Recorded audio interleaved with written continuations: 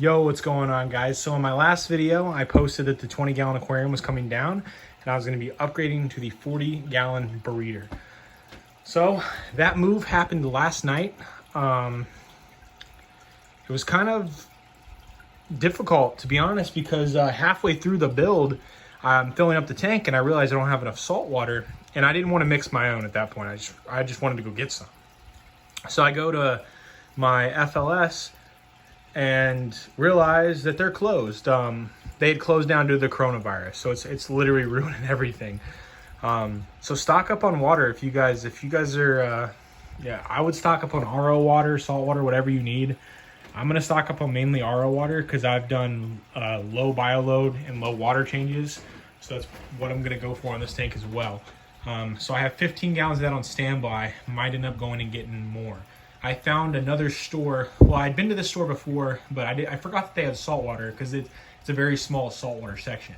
But luckily they sold salt water and I was able to fill the rest of the way up. I know you're not supposed to mix salts, but at that point I really didn't have a choice. Corals, they're a little stressed out. Torch is open, but he's a little faded right now on color. But everything made it, guys. All the both clownfish and my shrimp made it. I was gonna get a bicolored blenny in here, but that's not gonna happen until the whole coronavirus thing goes away because the store's closed down. So live rock, let's talk about that real quick. Probably 33 to 37 pounds in here because I removed one of my bigger purple pieces. It wouldn't fit in here, and it didn't match off like the color of these rocks either. Protein skimmer is currently off. It's overfilling.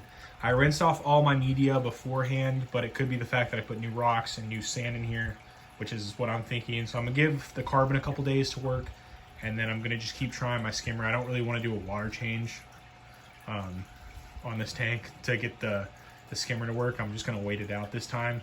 I'm not carbon dosing or anything until that skimmer comes back on. I want to continue carbon dosing, pretty much doing exactly what I was doing in the 20-gallon Reef. So one thing I want to show you guys though is if you look at my 20-gallon videos, you see my Pulse and Xenia, you can really see his growth, how much bigger he has gotten in just the course of a month or two since I added him. He is massive compared to what he was.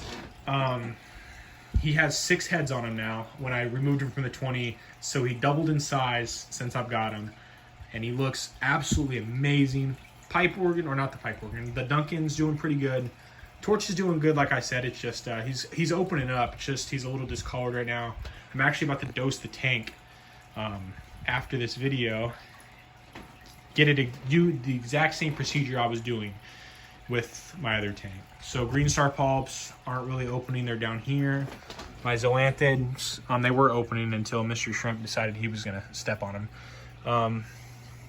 Yellow polyps are opening, and then that guy is opening as well. My pipe organ, but I accidentally dropped him off the rock, so that's why he's not opening right now. So let me go ahead and show you equipment-wise what I'm running here. The tank's a little lopsided, I guess. My girlfriend was telling me the stand's a little lopsided, so we're gonna have to do something about that. Like, I'm gonna try, because my OCD, you can see the water level there is a tad bit taller than there. It's not by much, it's not gonna affect anything. It's just my OCD is driving me a little crazy. So guys, I am running 2 wave pumps on this aquarium, one on each side. One's pushing, this one is pushing more towards the back, and this one's pushing more to the front. Running the Fluval 70. The only filtration I actually moved over was my Purigen, and then I added Purigen to it because this is a bigger aquarium. That thing's done phenomenal at keeping nitrates low, so with only 2 clownfish in here, I really don't see we'll have an issue until my skimmer turns back on. I'm in love with this tank though. I think this looks so good, and I'm really happy I did upgrade. Also gives me a lot more room right there to display my pot figures. I think it looks a lot better without a blanket and a fish tank right there. So I'm really happy because I never had a stand for my 20. So this tank though, doing really well. The heater over the last day, it's kept it in check. So the heater's doing just fine. I moved that one over for my 20 and it's keeping the temperature stable. So perfect. Don't have to buy a heater. I did move over some sand from the 20. Not a lot. There's probably only, to be honest with you, maybe 32 pounds of sand in here. I don't want a deep sand bed. It's not something I'm into. I need to flatten this out later, but I'm just kind of done messing with the tank for now. Or I'll just let kind of the fish and the crabs and everything and just kind of do it on its own. Kind of has a little wavy look to it. The rock structure, I was thinking I was going to initially do something in the middle of the tank. And I know this is like a basic aquascape, but I honestly like it. I like all the caves and stuff for all the fish and, well, my 2 fish. But I do plan on adding the bicolored blending here, and that's honestly probably it. I want to do a low bio load. Like I said, my main reason for wanting to tank this size is for corals. My favorite being that pulsing xenia. That thing is going to take over the tank, and I want it to grow on all the rocks. I know a lot of people don't like pulsing xenia taking over your tank, but I personally do. I think it's beautiful. It's one of my favorite corals, and so that's what I want. And green star polyps, I'm hoping they can grow kind of on the bottom a little bit, but we'll see what happens. Eventually maybe frag those guys off when they get bigger and glue them to the back wall or something. I think that would look cool as well. The tank is still clearing up. You can see it's a little cloudy. You know, that'll clear up in time just because there's still sand particles, and I think that's what's driving the filter nuts as well as I forgot to rinse off my live rock before I put it in the aquarium, so that probably didn't help. Totally spaced it.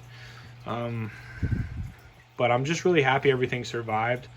I'm also posting a video of my turtle aquarium, so if you guys are interested in that, well, not mine, my girlfriend's. Yesterday we worked 9 hours moving all these tanks around. 9 hours. I am so tired, but I was grinding it out, and I was ready to post these videos for you guys. I'm really excited with just how this tank turned out. It looks beautiful.